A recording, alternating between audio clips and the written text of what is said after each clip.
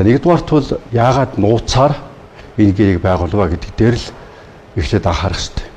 Нөгөө автобусны асуудлыг бас нууцаар одоо шийдэж хагаад тэгээд бөөн шин сааж гэдэг чинь ард түмний дургуйслыг хүргэсэн тий. Тэгэхээр энэ аливаа нууц юмны цаана ийм одоо хардмаар, сэжиглэмээр юм байдаг.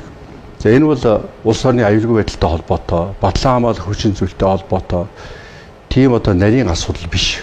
Зүгээр л нүүрс зарж байгаа асуудал. Нүүрс зарж байгаа асуудлыг өнөөдөр биеэршээр бид нар хийж байгаа. Хуулийн тим, зохицуулалтын тим, тимч үйл ажиллагаа яваад бас тодорхой хугацаа өнгөрсөн байна. Тэгтэл яагаад энэ нүүрс зарах асуудлыг нууцлав? Тэгэхээр энэ бүх юмний учир байгаа. Нууцлна гэдэг чинь хулгай байна гэсэн үг. Нууцлна гэдэг чинь бол хувилдаан байна гэсэн үг.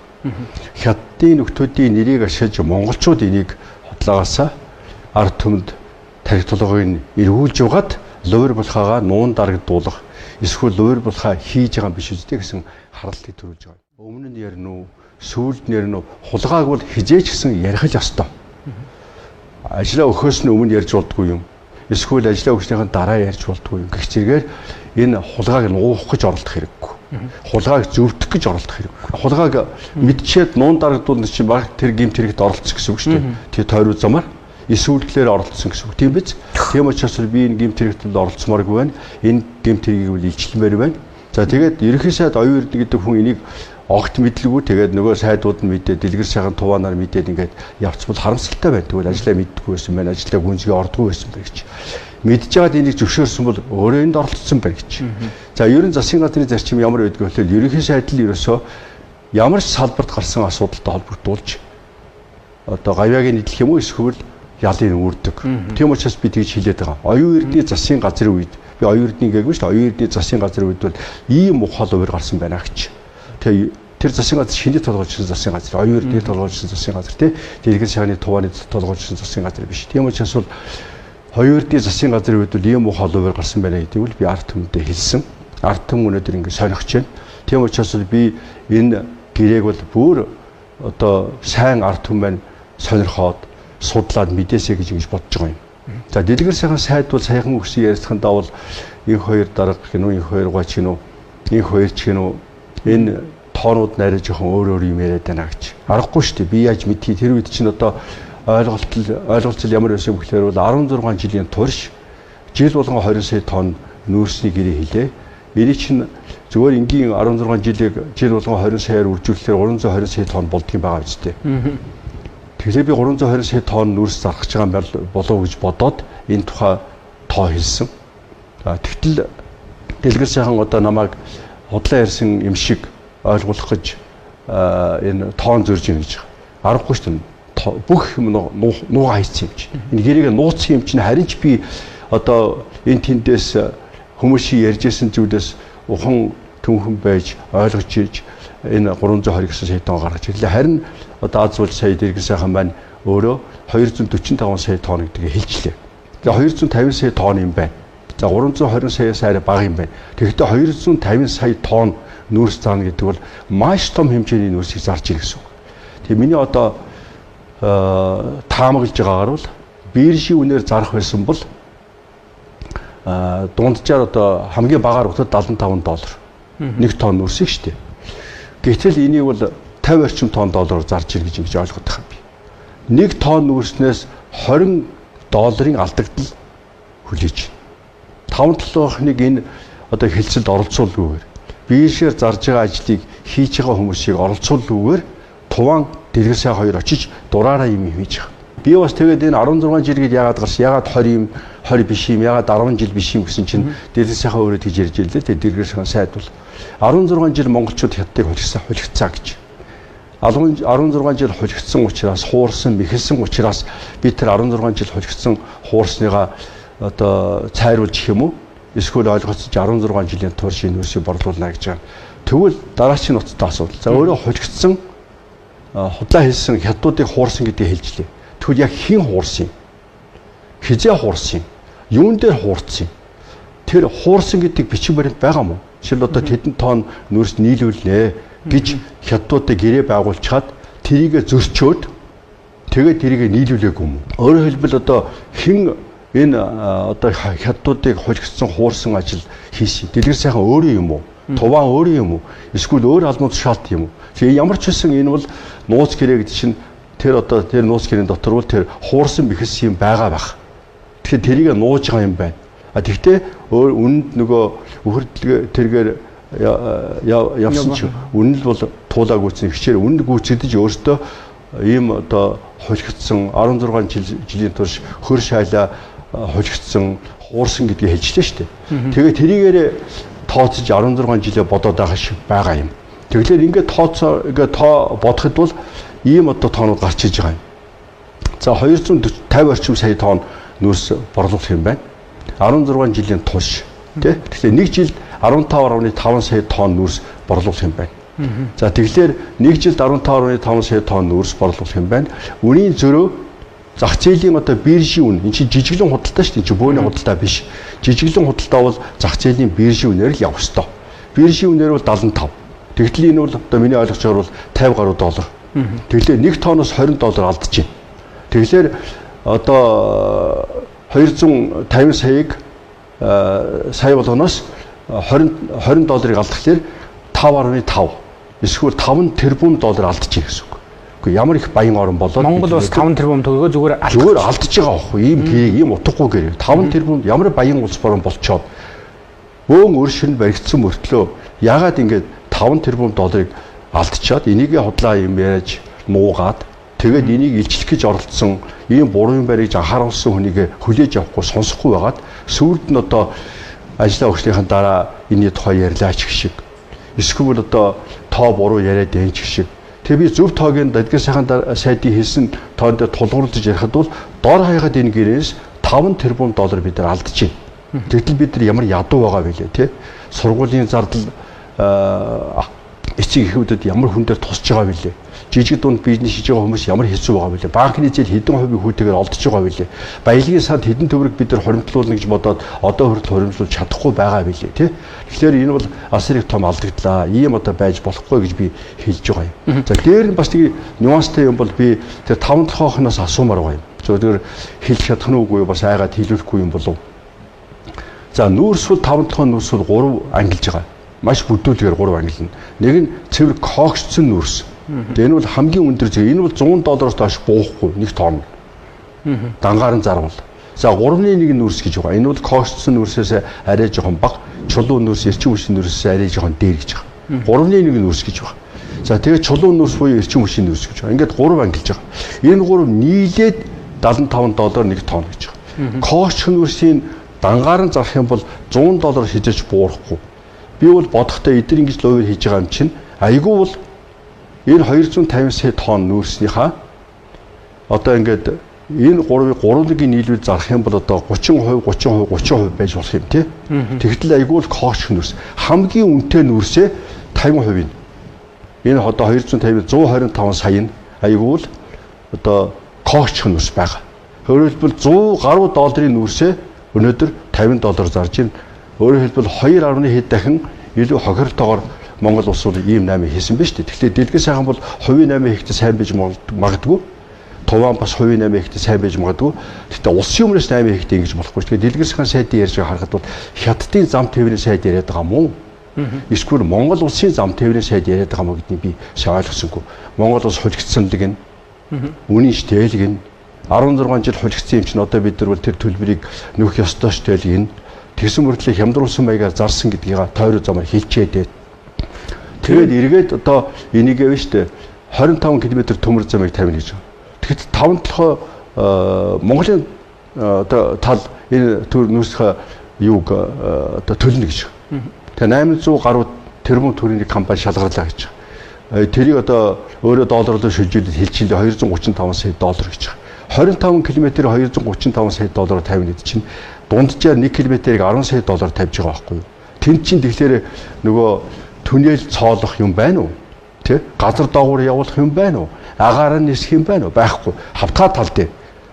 Тийм учраас тэр 1 км замыг төмөр замыг 10 сая доллараар тавина гэдэг бол асар үнэтэй тавьж гин гэсэн үг.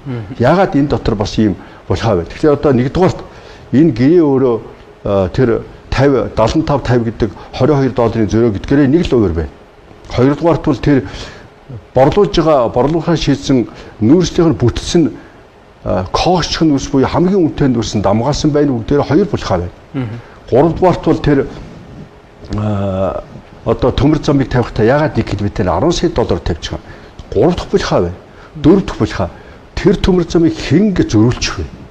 Ягаад 25 км зөрүүлчих вэ? Ягаад одоо хятадын тал ингэ та нар бид нар хулигдсан гэж одоо ярьтал бид нар алдаа гаргав. Тэгвэл 4 дахь нь хийн тэр алдаа гаргасан.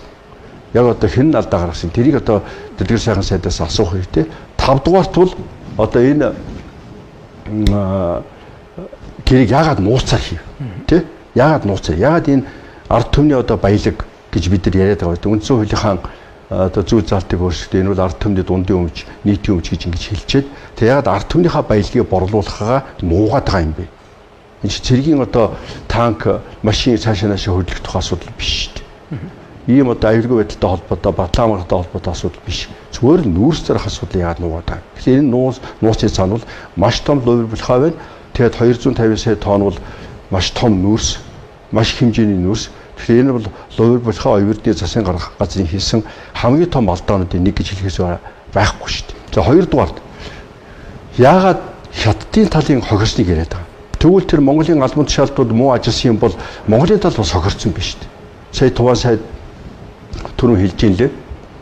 Одоо хэлжсэн санагдаж байна. Монголын тал одоо бас их алдаа хохирол амссан гэж. Тэгэхээр Монголын тал хохирол амсныг ягаад гэвэл Монголын сайд хятадын талдаа ярьж болдог юм. Тийм манай тэр албан тушаалтаас болоод бид одоо ийм хохирол Монгол дотор амссан юм. Одоо 30-аас 35 сая тонн нүүрс зөөнө гэж юм лээ. Энэ төмөр зам ашиглалтанд орох юм бол тэгвэл 30-аас 35 сая тонн нүүрс жилдээ зөөхөр байсан төмөр замыг Монголын ийм албан тушаалтууд алдаа гаргаснаас болж бид нар зөөч чадаагүй. Монгол дотроо бид тэдэн тэрбум долларын одоо хохирол амссан юм аа. Тийм учраас бид одоо хятадын талын хохирол, Монголын талын хохирол хоёрыг одоо яриа болёо. Бид нар бас хохирсон. Тийм учраас одоо ерөөсөө яг л зах зээлийн үнээр энийг тохирё гэж ингэж одоо ярих хэрэгтэй байхгүй юу? Тийм учраас бол энэ бол одоо эсвэл хилцээр хийж чаддгүй хүн эсвэл хятадын талд өөрийнхөө одоо муу мухаа хийх гэж байгаа юм а хятадын талаар хэлүүлсэн болж бид нар хятадаа сонсоогүй шүү дээ. Хятадын ямар нэгэн албан тушаалтанд бидэд хэлээгүй шүү дээ. Одоо ийм хохирол амслаа гэж одоо хаана ярьшиг бүүм өдр хятадын албан тушаалтан ирж бидэд хэвлийн баг хурал хийж юм уу хэвлэл мэдээллийн хэрэгсээр Монголын ард түмэд тэр хэлээгүй. Дэлгэр сайхан л яриад байгаа өмнөөс нь. Тувас сайдын ярьж байгаа зүйл дээр бол 18 тэрбум доллар алдсан гэж байна Монгол. Тий. Хэн алдсан юм? Хэн алдуулсан юм? Хэн энэ ажлыг хийгээгүй юм? Тий. Энэ бичиг саасан дээр туссан юм уу? Яаж тооцож байгаа юм? Хэрв ингэсэн бол гэж. Тэгэхээр ямар бичиг саасан дээр тусчаад ямар хугацаагаа зөрчичөөд юу хийнэ гэж зөрчичөөд 18.5 тэрбум доллар алдсан гэж ингэ тооцож байгаа юм. За хоёрдугаарт хятадын тал бол 14 тэрбум юан гэж байна. За яг 7 хуваачи. За эсвэл 6.5 хуваачи тий. Хятадын юан долларын ханшаар нь бодоод. Тийм бол 2.5 ч юм уу орчим тэрбум доллар хятадын тал алдсан гэж байгаа юм биш. Тэгвэл хятадын талдаа хэлэх хэрэгтэй шүү дээ. Та нар 2.5 тэрбум доллар алдсан юм шиг ийм тооцоо гаргаж өгч байна. Бидний тооцоогоор бол 18.5 тэрбум долларыг бол Монголын тал алдсан. Тэгэхээр одоо энэ алдан малдан гэдэг яриа болоод одоо энэ зах зээлийн зарчмын дагуу энэ хилцээр хий гэж яриул хятадын тал бол ойлгоноо. Хятадч тэд тэнийг улсууд биш. Өөртөө бидний хятадуудыг амар шунхаа. Энэ сайдууд өөртөө хятадуудыг амар шунхаа. Муха Монголыг одоо шахад тулгаж байгаа, эвгээр доруулж байгаа, алдан шаарж байгаа гэсэн ийм одоо дүр төрхийг бидэрт зориуд төрүүлээд тэгээ өөртөө хийж байгаа лувраар хятадын нөхдүүдээр хэлсэн маягаар ингэж хаах гэдэг байгаа байхгүй юу. Тэгээ энэний цаана бол одоо бас юу харагдаж байна гэхээр бол тэр хятадын талын яриад байгаа тэр 2.5 орчим тэрбум доллар байна тий. Түрүү би хэлсэн. Одоо энэ гэрээ байгуулагдсараа хамгийн багаар бутад 1 тонноос 20 доллар алдчих штеп. Тэгээд 15.5 сая 250 сая тонн нүүрс борлуулахаар ингэж гэрээ хийчлээ. Тэгвэл энэ одоо гэрээ дуусахад бид нар 5.5 тэрбум доллар зөвхөн үнийн зүрхээс сууж алдах гэдэг байгаа байхгүй юу?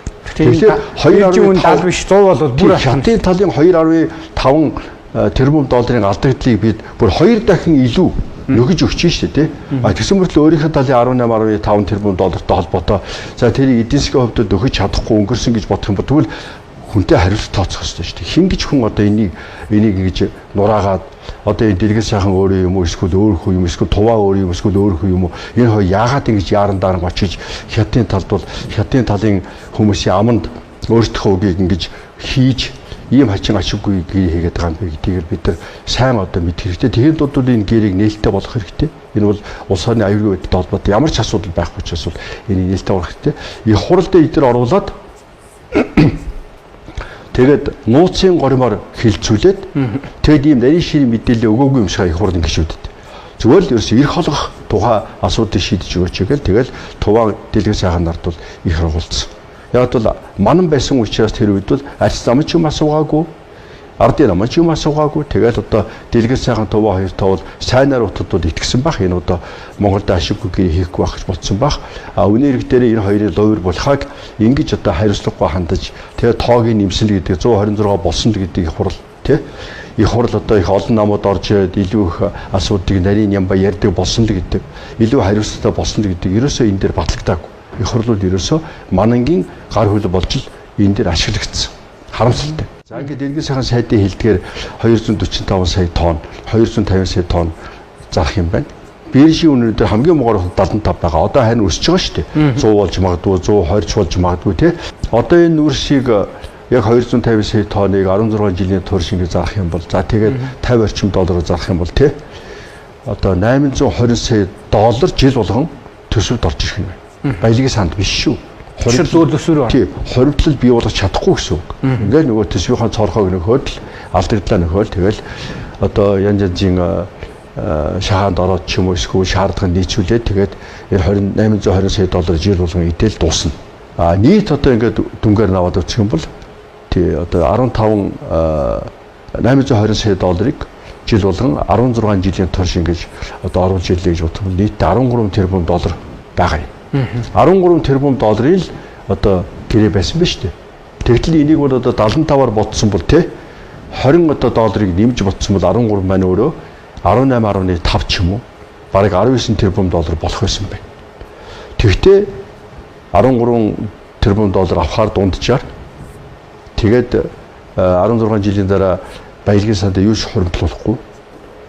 Тэгээд дээр нь айгуул хамгийн үнэтэй коч нүрсээ 50 гаруй хувийн зараад тэгээд тэрийгээ бүр ингээд хямдхан зараад зах зээлийн үнээс нь бараг 2.5 дахин хямдхан зараад тэгээд тэгтэл тэр Эрдэнэтэйг одоо тэр 5 дахь үед ордын 6 тэрбум тонноор нь бодох юм бол ордод байгаа нөөцөөр нь бодоход бол ойролцоогны 9% нь за 10% гэж бодъё коч нүрс байгаа шүү дээ 600 сая тонн.